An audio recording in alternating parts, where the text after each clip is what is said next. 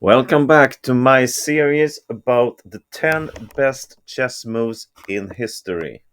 This is taken from a game between Martin Esteban and Jose Sanz Aguedo played in Madrid in the year 1933. And White just moved knight to a4. He wants to protect his pawn on b2 and also attacking the bishop on b6. Black is now on the move. He has two pawns up, but this bishop here is more like a pawn than a bishop. And White has a pretty good rook here. It's pretty active. So altogether, black is a little bit better in the position, but not much. And now black found this amazing move here, and the whole variation is just mind-blowing. Even Stockfish didn't find this variation, but this guy, Jose Sanz Aguado, found it 90 years ago. All right, here it comes. Black played rook takes b2. He just sacrificed his rook straight out. So amazing. Who could have found this? All right, so let's see what happens here now. If white doesn't take, he's just losing because his black is threatening this pawn and white cannot go back. Just black will play rook c2 and then a pawn will fall. So he has to take the sacrifice, takes the rook, and now black moves his pawn to c3. The goal is, of course, to promote this to a queen, either go straight away or take and then promote on b1.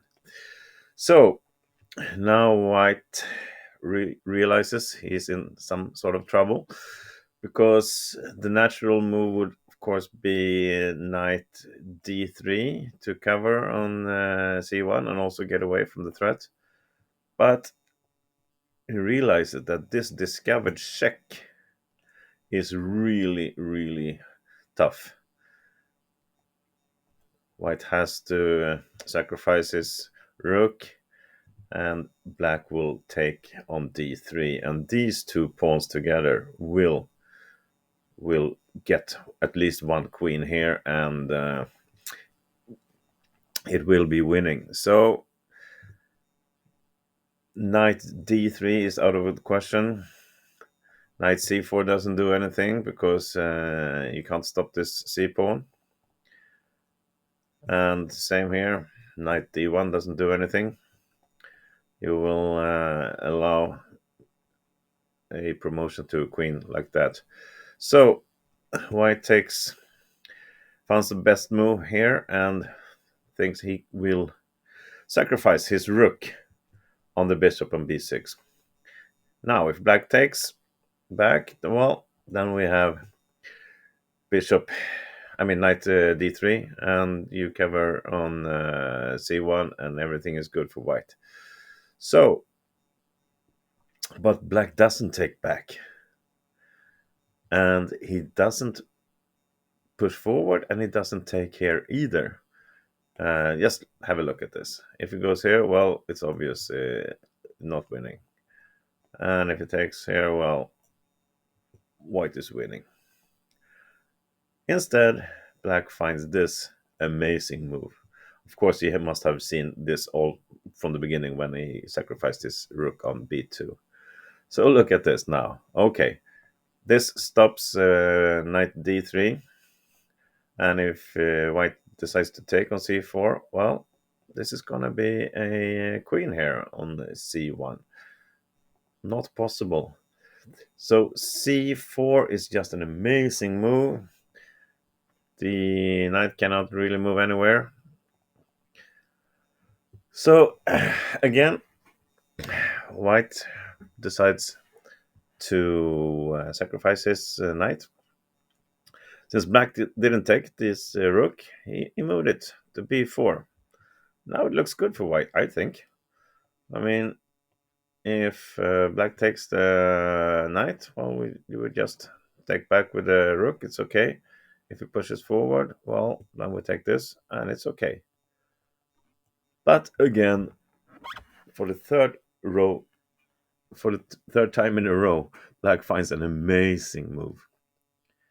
Look at this, a5. This double pawn is unstoppable.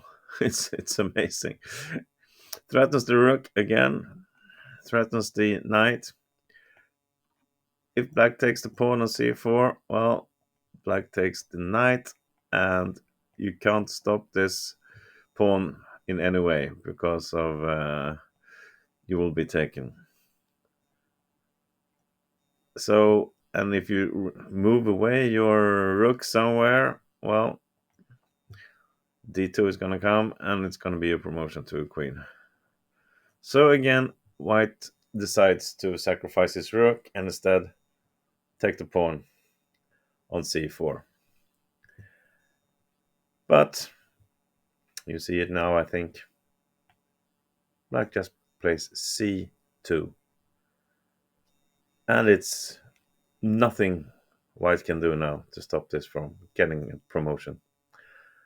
And here and now, white actually gave up this game. Black was winning, and he made this a historic game, now voted number 9 of all time, the best chess move.